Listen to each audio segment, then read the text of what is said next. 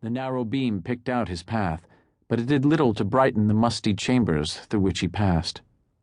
Menaces unknown appeared to creep and quiver in the darkness around him, but those phantoms were nothing more than shadows shuddering away from the traveling light and billowing back after it passed.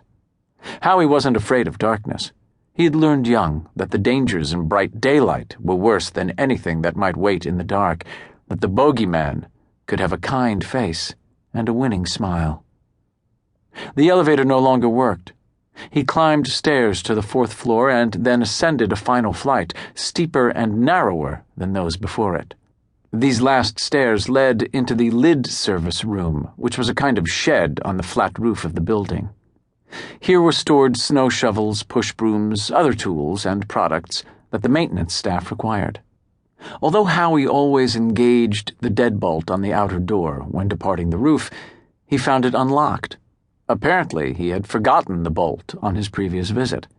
He opened the door and stepped out into sunshine, facing east toward the alley. Paved with gray ceramic tiles, the roof didn't lie perfectly flat. A slight pitch in it allowed water to drain toward scuppers along the parapet. That perimeter wall came waist-high to a grown man, higher to Howie. Every 3 feet, there was an 18-inch-wide crenellation, like in a castle wall where archers would stand to defend against barbarians. Howie doubted that barbarians had ever attacked Boswell's, which was only a small department store, or that Boswell's had employed archers or steely-eyed gunmen to defend the place. They had designed the brick parapet with crenellations just for looks, for the style, but it was nonetheless cool. No structure in town stood taller than the old Boswell building, not even the new Boswell building.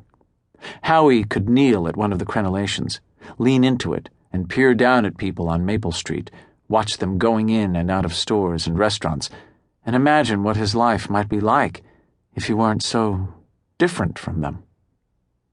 When he rounded the lid service shed, he saw a sentinel sitting sideways to the parapet, gazing down into the heart of town through one of the crenellations. Although Howie had stepped quietly onto the roof, the sentry turned his head to see who had joined him, and it was then that the boy realized he shared the roof with a monster. For a moment, about 30 feet apart, they were dead still as they stared at each other.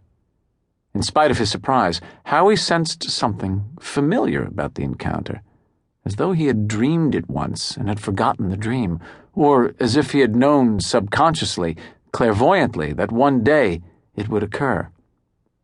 Other boys might have run, but Howie didn't run anymore because he knew running could get you killed. Step by slow step, the boy closed the distance between them to 15 feet before stopping with his face half turned away, studying the stranger mostly with his right eye. The man's short, greasy hair lay in snarls that looked so much like tangled spiders that Howie wouldn't have been surprised if some of them abruptly twitched, came apart from one another, and crawled to different places on his misshapen skull. His eyebrows were thick and bristly, but his face seemed to be as beardless as a boy's. In some places his skin appeared too pink, in other places ghostly pale, and everywhere as smooth and unnatural as the poreless plastic skin of a doll. Under the stony shelf of a crude brow, his deep-set eyes glimmered, black and alert like those of a crow, and his nose was a fierce beak. The proportions of the man's face were wrong, the bones too sharp in some places, too thick and blunt in others. His upper lip was thin and colorless, his lower lip purple and too fat, the teeth yellow, crooked. "Don't be afraid," the stranger said, and his voice was deep and raspy, like the voices of movie monsters. "There's no reason to be afraid. I'm not what I appear to be."